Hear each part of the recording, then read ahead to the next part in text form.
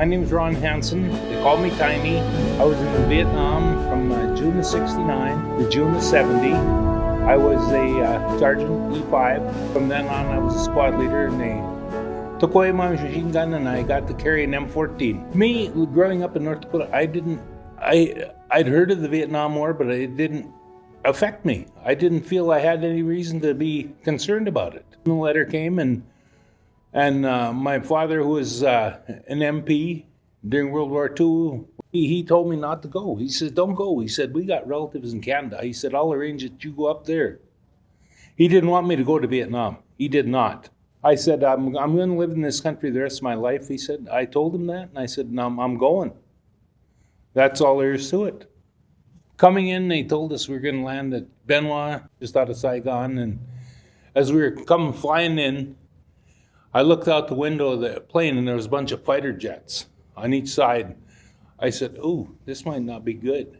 I got out of the plane, and the smell smelled like a sewer, and it was so hot, and you start sweating immediately, and just your skin just felt dirty.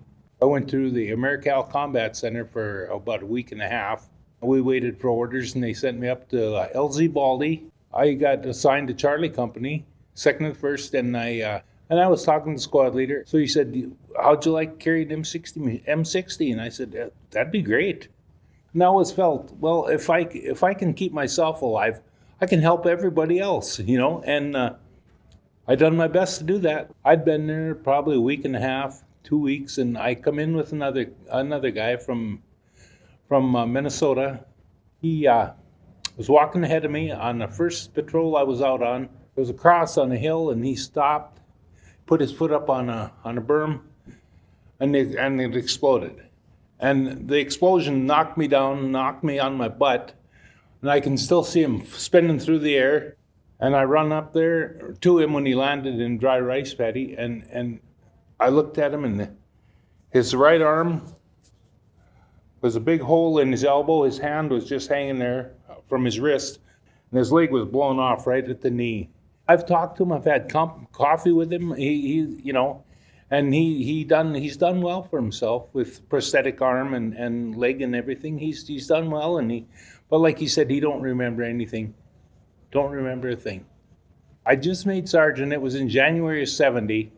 Said they were having a lot of activity down a place called the Pineapple Forest. So we got down there. My squad was walking the drag for the whole company. We were the last ones. There was a kind of an ambush up in front of the point guys, and pretty soon they started to be shooting.